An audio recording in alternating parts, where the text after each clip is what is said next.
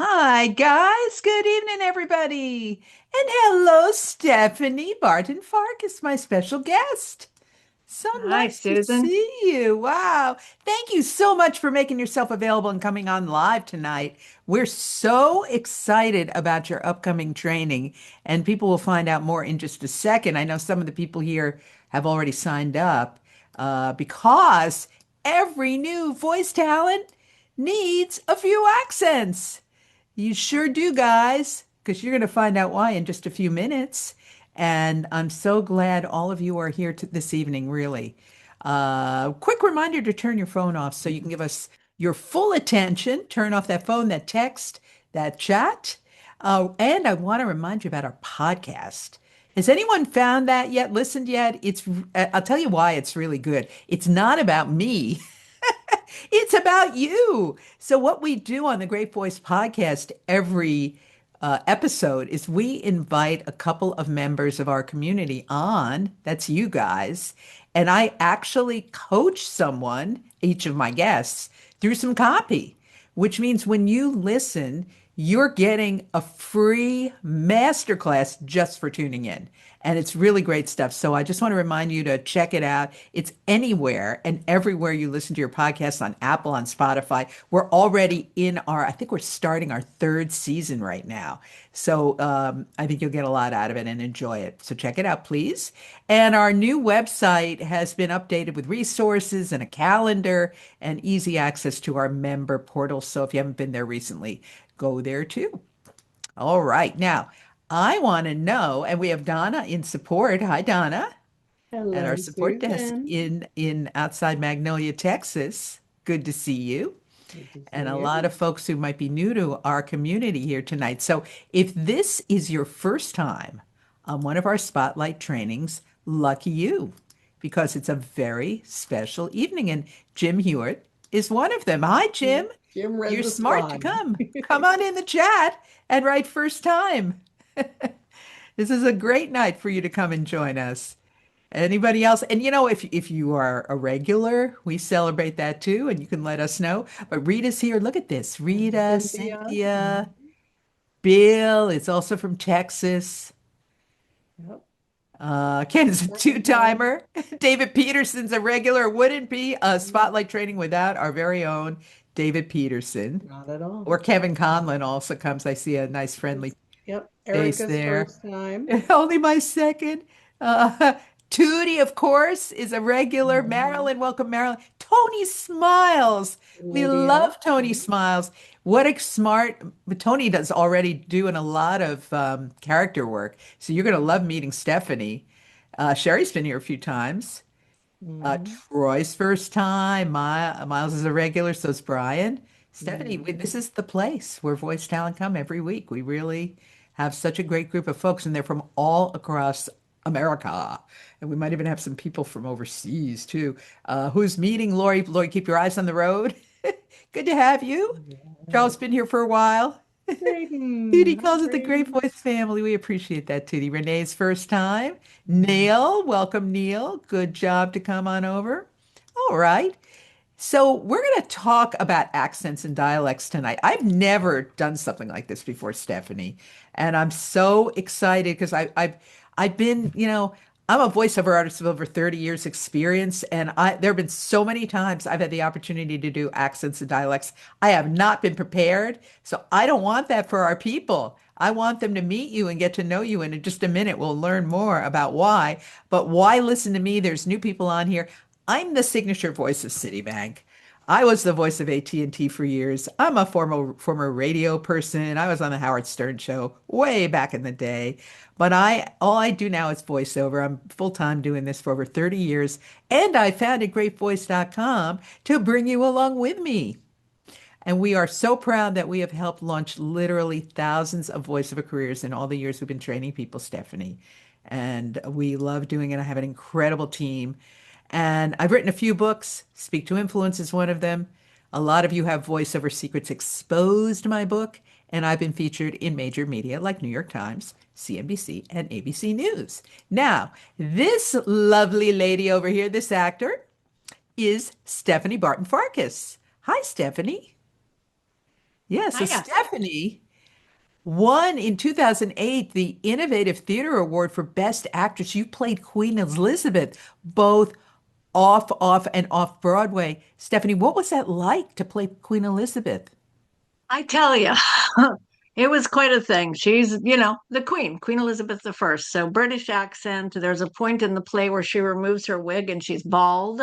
So I shaved my head as Wow. well. And with both of the runs, we did the play for an entire year. So I walked around bald and British for an entire year. It was Did you speak quite in a an British experience. accent during your day-to-day life during that period? I didn't, but I found myself acting very queenly at times. I would hold my hand out and expect someone to, because on stage people would rush to bring me things, and I would do that in life and go, "Oh, right, yeah, okay, let me go get my own glass." So yeah, yeah. What do they do? They do And I got this, like very to tired of wave. They saying, don't go no, like I the, don't have cancer. I got oh, very tired of that because people oh, would go, oh, are you in chemo? And I'd be like, no, I'm not in chemo. I'm off Broadway in a show.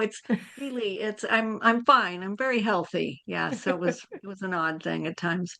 Yeah. okay. But then you've also been in films like Dry Days, Carcass Carts. You played Judith in After Midnight, Before Dawn, Hawaii Five-O. What was that like? Who was on that show with you when you were on it? It was so long Oh, running. good Lord. It was like one of the first seasons when it was on the Big Island in Hawaii. It didn't last long. It was only like two or three seasons and it was gone pretty quickly. Um, now I can't think of the guy's name. Huh? But I Like played a that really doctor. handsome actor. Maybe somebody knows. Come in the chat. Yes, Who he was knows? really gorgeous. He was just Yeah. like, "Oh, you're gorgeous. Hello." Yeah. Jack Lord? No, the dark No. Jack Lord. Tom Selleck. That's it. Tom Selleck, Tootie. Yeah, Who's Tom no, it was the Selleck? newer. It was The the newer newer version. Hawaii Five O, Not, the not, one that or was maybe it just was like Jack five or Lord. 6 years Anyway, ago. we'll look it up. But The thank newer you. But one. that must have been so cool. You were on in there in Law and Order, right? Which shoots a lot around here in the New York area. Yep. But Stephanie's a voice actor like us, and you have many audiobooks on Audible, too many to mention here tonight. And you've done video games. So I'm looking at these titles: Redfall, Doom Eternal, and Aliens Dark Descent. So what was that like, and what kind of characters did you play? I mean, you name it, aliens and weird assassins and robots and yeah, I mean, usually I end up playing more aliens and things like that as opposed to humans. So I think it's just Why because is I can do a that? lot of character stuff. So yeah, it's great. And So, I actually just now have the past 3, 4 months have done two documentaries. I've done voice work for two different documentaries, which has been kind of out of the blue getting cast in those. So yeah, I how have a varied cool. life. You do. Yeah. How fun. But I want to know, so like why do most aliens sound like Patrick Stewart or Helen Mirren? Because they're British. They do British accents. And I'm always like, aliens aren't necessarily British, folks. It's just, we don't have to be British to be an alien. It's How do you crazy. approach, Yeah. like how do you come up with a voice for an alien? I mean, it actually depends upon whatever you audition like everybody else. And it depends upon what the description is. If it's like, this is the AI who controls the ship and they are this and that and the other, that would be a different voice than specifically this is the shuttle voice, it is British and blah blah. I mean, I don't add an accent unless they ask for one or Yeah, unless they say, hey, do two or three takes, and then i yeah. might i might offer an accent for one of the takes. um but yeah, That's I get a cool. lot of accent requests though because I'm known for doing a lot of accent work. Yeah. So And you're also known for coaching. So you are known for teaching any accent on the planet, and you work with actors of all kinds, and that's so cool for stage and film and everything. Has there ever been an accent you were like, I don't know about this one, or have you been stumped, or what are some of the weirder ones you've had to coach? South African, Yeah. like what the white people speak, the vernacular of that. That's quite a complicated accent. It's got all sorts of influences and things like that. I love it, but it's really complicated. And I can do, we just did a contest the other day, and I did about 53 accents off the top of my head. But the rest of them, the other 140 on the planet, I would need, 5 minutes of prep time or something. And South African is one of those where you just have to go, wait a minute, I need 5 minutes. Give me 5 minutes. I'll be right back. Um, but yeah, I've traveled a lot in the world and lived in a lot of places, so that's a big part of it, and that I've heard a lot and know people who have accents and things. So well, can I put you on the spot? If you said you just did 53 accents, can you do a few of those for us right now? thank you, Tyrone. Thank you so much. Um, sure. What should we do? Up to you. I'm, huh? It's up to you, whatever you want to do. Well, why don't somebody post some accents in Yeah, the let's do that. chat? Let me Yeah, see let's what do I can it. do here. Aussie. Aussie. Oh, Australian, that's easy. That's easy. But here, let's get complicated. What's the difference between an Australian accent and a New Zealand accent? Aha, because they are different. And Very. people often make them sound exactly the same. So an Australian accent is much broader, much wider mouth and tongue and everything moving a lot more. New Zealand accent is quite terse. It's quite little tinny. 1, 2, 3, 4, 5, 6, 7, 8, 9, 10, and it's a lot more contained and a lot more constricted sound wise, right? So that's the difference between that. Um, We got Scottish up Irish. here. Oh, Irish. I mean, they're coming fast, so I can't do them Okay. all as All right, quickly here. as you're Well, how about tossing them in there. Scottish? What about Um, Oh, Scottish. That's you got to roll your R's. If you can't roll your R's, you're gonna have a tough time doing a Scottish accent, which is a bigger roll in your R's, and it's great for you to do this thing, which is different from Irish, which is again much tighter and much more forward in the throat, and they don't move their lips as much, the Irish. There's always some sort of social reason as well for a lot of accent things, like Irish is tighter and smaller lips because of all the Irish troubles when they would stand around and talk and wouldn't want people to read their lips. Oh, So they that's would keep everything very fascinating. tight. That is Just, so just like interesting. with an RP British, really don't move your upper lip. Stiff upper lip. And why? Why would we have a stiff upper lip? Because our teeth, darling, are disgusting.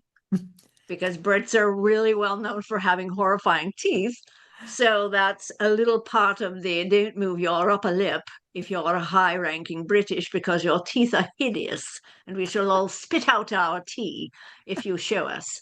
Um, so anyway, what else we got here? Yeah, those are great. I'm cracking up. Tony wants you to do a Polish accent. Is that possible? Did you have one? Oh, Polish. Yeah, I actually did. I didn't do a Polish recently, but I did a Polish for a film a couple of years ago. Um, uh, and I mean, a Polish is kind of a generalish. Um, it incorporates general Slavic-ish, but a little of Russian as well. There's a little bit of a flapped, not rolled R, but a flapped R, which is different. Um, And so, like, what? I'm doing this. I'm cooking this for you. Eat this. Sit down and eat. It's more of that type of a feel of things for a Polish. I just Yeah. did a Romanian accent for a film in Oh, what does December, that sound like? actually. Um, it's a very almost Latin feeling, very like, but Latin the language. So it's very, oh my gosh, why you do this thing? But it's very Italian almost too, but it's a Romanian accent, and lots of hand waving because it is Romanian, Italian, Latin are very close. I've gone to Italy and spoken Romanian and had them go, oh yeah, I kind of understand what you're saying there. So Um, you know the Romanian language. I do. I speak Romanian. I speak a fluent Romanian and a bit of a lot of other language. A Oh, bit how of a lot of other things. that's so Yeah. great. That's so cool. Cantonese versus Mandarin. I actually just worked with a student the other day Yes. who is Terry. Chinese, but has absolutely no accent because she was born and raised in America. And she was like, I keep getting asked for Cantonese and Mandarin accents. Um, difference between Romanian and Hungarian. I lived in Hungary for a year and a half. Um, but so yeah, we worked on Cantonese and Mandarin, Mandarin being the more high class type of sound that less people speak. And I actually have a Chinese adopted sister. So I can do the Cantonese pretty fast, pretty good because I get it from her and she does that. Whereas a Mandarin, again, is a lot kind of more tense, pulled in, a lot classier, and less loud because, boy, my Cantonese sister is, she can get like, Romanian Spanish, yeah, I mean, they're all Latin-based languages. French is a Latin-based language as well, so there's similarities, but the thing in learning and working with accents too is to guard against drifting from Irish into Scottish, Yes. from New Zealand into Kiwi, um, from New England into Boston or something like that. So when I do teach, we teach with really specific accent keys so that in combination, it is only that accent, you Yeah. know. So we Um, Ken wants to know Spanish, hear Spanish, and of course we have Spanish from Latin America, we have Spanish from Mexico, and Spanish from Spain. Can you demonstrate those differences? I mean, and we have really Mexican Spanish, we have Spain Spanish, we have Dominican Spanish, we Yeah. have Puerto Rican. Cuban Spanish, we have Puerto Puerto Rican. Rican They're all Spanish, different. we get a lot of Spanishes. The main thing when you come to Spanish and you're asked for a Spanish accent, really in voice work, it's either Mexican Spanish or it's Spain Spanish. They don't really get into too much of, hey, could you do a Dominican who grew up in Puerto Rico but now lives in Spain? That doesn't really happen too much. Um, and when I can, I mean, time was when there weren't a lot of voice actors of color in the industry. I would do everything a lot. Nowadays, sometimes, like if someone says we want an African American Southern accent, I will often now say, unless it's part of a bigger project where I just do that little thing, here are some wonderful African American voiceover actresses who can do that for you. And I'm trying to not take the work from the people who can authentically do it. But I mean, I will do, a 14-hour book. Last book I did had 72 speaking parts and Whoa. about 26 accents on 6 continents and traveled through time. And it was a whole thing. Um, What do you do with that? Like if you have all those accents, how do you prep that and keep them organized? well, I mean, what I did was because the author was a great, great guy. And I sent him a long audio file and I said, here's one sentence for each voice in the book. Let me know what you think. Because there was a whole thing in Africa, a whole chunk in Africa. So I'm doing African accents, I'm doing Asian accents. Um, and so we worked through a line for each character in the thing. And I think only a couple of them he went, well, could this sound more like that? Or could this be more like this? But then that was my reference. Mhm. And a lot of times he was, I mean, with me, a lot of times people, God love them, are just like, trust you, just do the thing. Just do it. And I'll go, okay. Um, but yeah, when you get into African accents, that's a whole different thing, with that is too. Somebody just asked me how to beat AI. I don't know. Why am I beating them? What are they This doing? is this is how to beat AI. Being able to do these accents is something the AI can't do. You can't That's have AI Donna. do 72 different characters. It's not going to Exactly. be able to do it. I Yeah. mean, I'm sure you could program an AI program to do it, but it's not just the accent. Uh-huh. And it's not just going, okay, I know these three keys. I'm going to use them and make an accent. But still, you got to sound like you have the accent, not that you're doing the accent, that you have it, that you were born with it, that it's your how you speak normally. Plus, you've got to act, you've got to emote, you've got to tell the story, you've got to understand the dramatic structure of what you're reading, and is there a pause and all that type of stuff.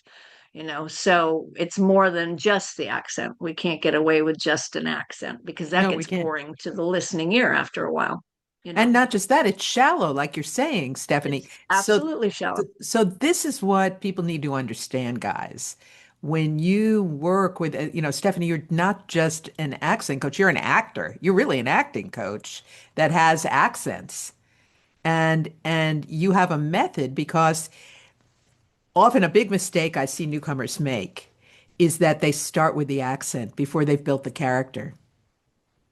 And the accent is almost like an afterthought. And it's not, you have something in your materials, right, Stephanie? Is that's Yes, drives me nuts, doesn't it? nuts. Well, I memorized all my lines. Now I'm going to put the accent in, and I'm like, no, no. You memorize in the accent. As you learn your character, you carry the accent with you. The accent isn't something you add on as an afterthought. It's like, knowing the background of the character or being, it's part of your costume. It's everything from the beginning. Yeah, I always have my students memorize or read or practice in the accent. We teach them how to notate the accent in their scripts as well, which I'm doing a seminar for you guys Yes, yes. later this month, and we'll talk about notation, how to do it, all that type of stuff. I also want to say to everybody, pre-COVID and post-COVID, a lot of things changed, but voice work certainly changed. Mhm. Pre-COVID, very few of us had home studios. We weren't doing home studio stuff. We would go into a casting director, most of us, not all of us, but we'd go into a casting office. We would read live, or we'd go into a studio and they'd record us live. And so we would do a lot of local work and maybe some stuff that would get within the region or stuff like this, or maybe occasionally we would book something extra special, spectacular. But then came COVID, and everybody had to make, if they wanted to work, they had to make home studios and they had to learn how to use them and they had to learn how to do stuff. And now, Mhm. post COVID, though, the market has become a global market. It's not just local. I had a student who booked 3 commercials for a hotel chain in India, Yes. and he's We in Boston. Yes, we have many students like that and coaches like that because you can work internationally now. And they want your Absolutely. American accent, don't they, Stephanie? They don't want you to They sound. do, but they also want you to be able to have other accents. If you want to do audiobooks, if you want to do video games, if you want to move into animation and cartoon work, accents. And I'm not saying learn 50 off the top of your head, but I'm saying have a good 5 or 6 in your toolbox.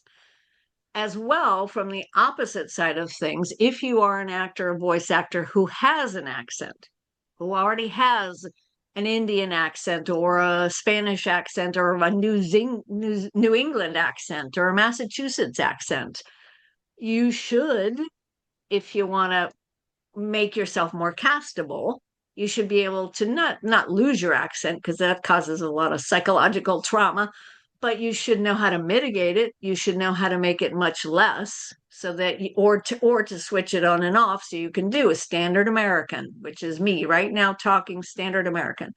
Um, because that will open up your castability. If you have a big old heavy Southern accent and that's all you can do is kind of sound like this, you're gonna book work for that, but you're not gonna book a lot. That's right. If you can drop it or mitigate it and sound like standard American, or also do a British or so on and so forth. So let's Um, pause on that for 1 second because yeah, the mindset I want people to have, because there are probably some people here and say, well, I'm regional. I'm from New York or I'm from, the Midwest or the South or wherever I am. And I have that specific accent. How do I lose it? Well, you're not. You're keeping how you sound. You're acquiring standard American as if you were acquiring British or French or Hungarian. That's how you think about it, right, Stephanie? absolutely. Yeah, absolutely. I also, aside from voice actors, I work with business people or bankers or people overseas who maybe have a very heavy Indian accent and they're Mhm. going to get promoted and they're going to be much more of a face in, the International Bank of America.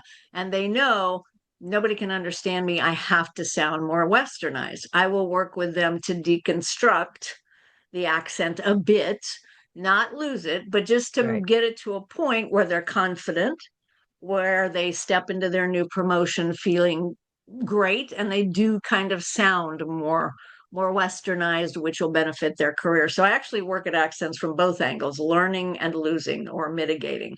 I really That's don't great. advise people to ever lose an accent. No, it's who you are.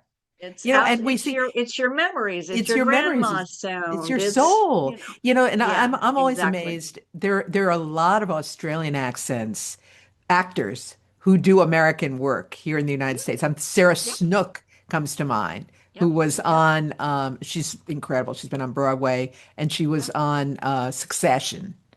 yep. And you just could not tell. Her American accent was so authentic. You couldn't tell she was Australian. I just saw a movie with Hugh Jackman, who's also Australian. It was the one he played. It was called Song Sung Blue. He Right. played The Neil Neil, Diamond Neil one. Diamond. Yeah. It's a great Yeah. movie. Yeah. I love that. We had enjoyed that movie a lot. He's phenomenal in that movie. You can't tell he's Australian. Yeah. And there's so many others that are famous like that too. Yeah. So they've I work with a acquired lot of foreign actors, yeah, to help them with Australian accents as well, French actors and and help them Australian be actors. American, to help them be Yep. American, Yep. right? Yep. So you guys, in a few minutes, we're going to tell you Stephanie's doing a workshop for us on the 21st, not this weekend, but the following weekend. And she's Yep. going to teach you 6 accents, including Standard American, because even if you speak it, you should know what it is that you're doing. Right? Right, Stephanie? Yeah, We all have slight absolutely. regionalisms because we come from somewhere. And I actually worked, I don't know if do you remember Mary Warren? Was a voice coach in the Upper West Side. This was years ago in the 80s. She was in her Rings a 80s. bell, yeah. Mary Warren, voice and speech. She worked with everyone on, on Broadway and all that. And through her, I became aware. I had a very slight New York accent. Right. This is where I grew up, and she helped me acquire Standard American. And I made sure I knew what that was because it's actually very nice, Standard American, I think. Yeah. It is a big requested thing. It's the single most requested accent for voice actors on the planet. Standard Really? American. Yeah. Yep. Then RP British Which is received received received pronunciation. pronunciation. And then Southern, of all weird things, is the third most requested one. I don't know why. And then it's kind of like French and German and Australian. And, Right. I would also remind everybody too, because we forget, if you have a standard American accent, that should be in your bio. It should be on your resume. We forget that, oh, right, how I sound right now. Oh my gosh, that's an accent. Wait a minute, So man. let's talk a little bit about what Standard American is, okay? I learned, and correct me if I'm wrong, Stephanie, that's the way people sound like in Nebraska, that we can tell you're American, but not from anywhere specific. Is that correct? Or Right. A standard American accent is, we really can't place where you are. It's clean. There's no regionalisms really. There's no um accent, like, what do I want to say here? Uh no accent isms. Like, maybe I'm from Minnesota, and so I start to lose my Minnesotan accent, but I still have a little bit of, there's something hanging on there, you Charleston know. seasoning. I like Um, it. You got a yeah, little, you General got this Standard New York, American, New we don't York. have any New echoes of York. anything else. I don't have, any echoes of any other type of accent, And it's except funny. I'm sorry, go yeah. ahead. Go No, ahead. except I still say, because I grew up in Oregon, so I'd still say Oregon. I don't say Oregon or Oregon. I say Oregon because that's how they say it. But that's the only word that Yeah. slips through my accent. And that, And they're yeah, take funny. me to Oregon. Yeah, and so like a Yeah, New York accent is on right side outside of New York City. My boyfriend born and grew up in Manhattan, so he's New York, and he'll say Korean instead of Korean. We're New Yorkers over exaggerate the that's funny. syllables. Korean. Yeah, that's Korean. funny. That's funny. Let's go Yeah, for that's Korean great. food. Little things, Love it. that Yeah, absolutely. And so, really, standard American is that. No regionalisms, no echoes of other things. It is not the same accent as transatlantic, by the way, yeah, which demonstrate is that. something sometimes people will get asked for that and they'll go, oh, it's standard American. No. Yeah. So, a transatlantic accent is, think of the 1940s, think of black and white movies. think of Katharine Hepburn and that type of just lovely, open, very classy and wonderful transatlantic. That's a transatlantic accent. It's Cary Grant.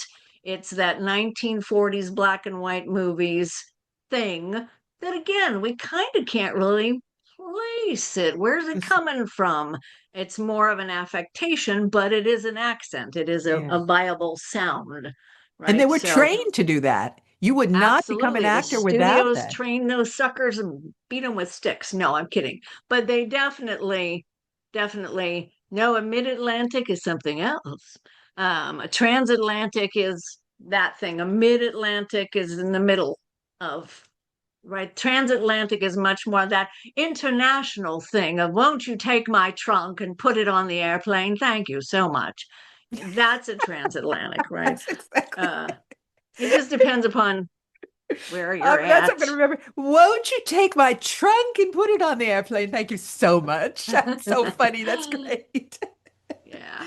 Oh man, great. And so, you bring with you, let's get into talking about what you're going to train people on next weekend on the 21st.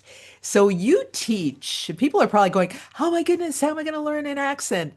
It's not as difficult as you would think, right, Stephanie? Stephanie teaches Really not. key sounds. So when you come to our workshop, you're going to learn 6 accents with Stephanie. And tonight, actually, I asked you to teach everybody a German accent for no particular reason other than my mother was German and I have German family, so I have that sound in my ear. It's not one of the Wonderful. most Yeah. beautiful accents, but I guess it could if you're, in love with a German Could person. be. Sure, it could be Why beautiful. not? You bet. Sure it Sure. could. Yeah. Um, yeah, and so yeah, literally anytime, let's say you turn on the TV and you hear some accent happening. Um, and you'll hear some 3 or 4 of the same sounds repeated a lot throughout the accent. And if you mimic or you're playing, now pour me some tea or something like that, when we mimic and we play with accent, I'm just playing. Really, what our brain is doing is picking out the top 3 or 4 key sounds and we're mimicking, we're playing, right? That's why when I have a student and they go, "Oh, I can't really do that," I just play with it. I'm like, you're playing with it because your brain is picking out the top 2 or 3 or 4 sounds and replicating those, right? And so how we teach, how we learn an accent is we pick out the top 2 or 3 sounds, um, and we teach you what they are, tell you what they are, and then if you've got a chunk of text, thank you, Tammy, you're my favorite person. um, we take a chunk of text, we incorporate those keys into the text, we teach you how to notate so that your brain and your eye can know, oh, right, that's what I'm doing with THs, right? And notation, don't let anybody sell you a bill of goods. Notation is different for every single voice actor. How you notate your scripts is how your brain wants to hear and see and think about sounds, as opposed to, well, I'm going to do it with the phonetic blabbity blab. Very few people can read the phonetic alphabet. Very few people can understand it. And certainly across the board, it's not used a lot. If you know it, great, notate with it. But most people are like, "Oh, there's no way I'm going to memorize this darn flipping thing." And they learn their own ways of notation. I mean, I'll talk about that more in the seminar because there are a lot of fun ways to notate stuff to make your brain happy. And if your brain's happy, you learn the accent faster. So let's talk about German real quickly here. Sure. So a few keys I want to talk about is with a German accent and the word German itself. I'm going to turn off the chat. Things keep popping up. With the G's, as in German, or the J, as in just, it becomes a CH. I am German. I am from Germany. I just want to talk. Right? So all I've done is made my J sound, whether it's a G sound or a J sound, I've made it a ch. Right? So that's one. That's a great one. Now it's not G as in go. We wouldn't say I cho to the bathroom. Nope, it's only the j j j sound in G or J becomes a ch. That's one. W's become V's, but Walls. only that. With Russian or something, W's and V's actually reverse. But with German, it's only W's that become V's. V's don't become W's. So you would say, I would like a glass of water. And I'm doing a very light V instead of a W. Why that happens is because whoa, whoa, whoa. It's so close. And that's why a lot of times W's become V's because they learn English and it's their fourth language. And Right. their brain goes, yeah, okay, this is close. I'm just going to do this. I want some water. So that's another one. Let me see here. Um, THs. This, that, them, those, the become Z's. This, that, them, those, the. Unless, so we have two THs in English. Most people don't know this. Yeah, They go, right. what? No, we don't. We have one TH. No, we don't. We have two. We have a silent, unaspirated TH, this, that, them, those, the. And then we have an aspirated TH where we blow out. Thousand, thrilling, think, thrill, right? So the aspirated th becomes a t in German. I am thrilled. I'm thrilled to meet you. And the unaspirated this, that, them, those, the becomes this, that, them, those, the. Right? And that's all I would teach you for a basic German. I would just teach you those keys. And then we would figure out how your brain likes to write that on whatever your text is, or whatever the audition text is. And then we would have you read it. We would have you practice it. For some students, they're like, I can't do all that at once. So we start with one. We just start with one sound and we work with that first, maybe through a paragraph, and then we'll and get them comfortable with it. That's cool. Thank you.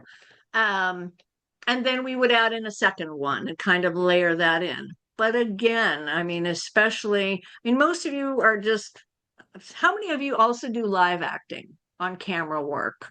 Yeah, Is that come a in the lot of chat. Let us people? know. Yeah, because it is different for voice accents, and on camera accents are different. In voicing only, we do less keys.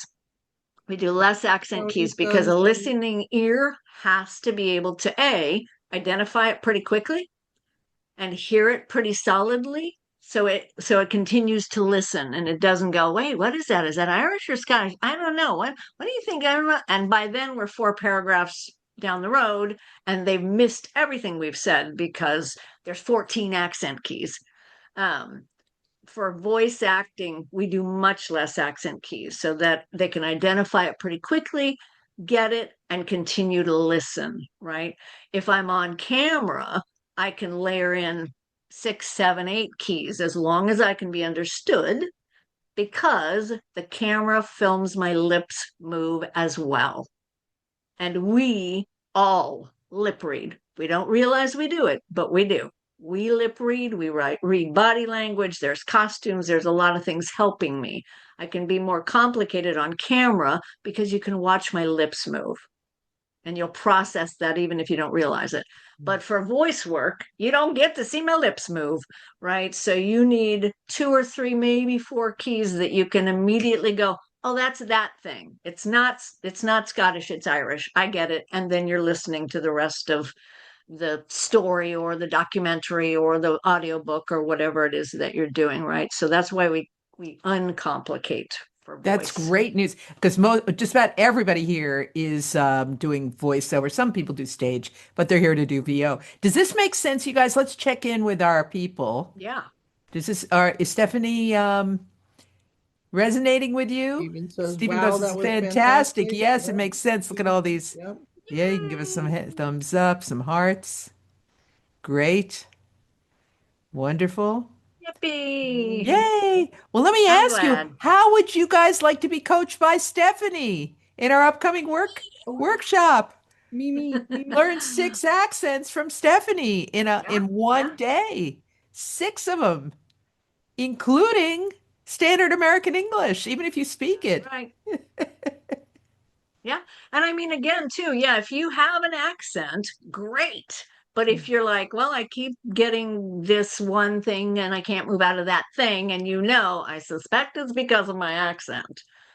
Yeah, you may want to do some accent work just to kind of calm your accent down.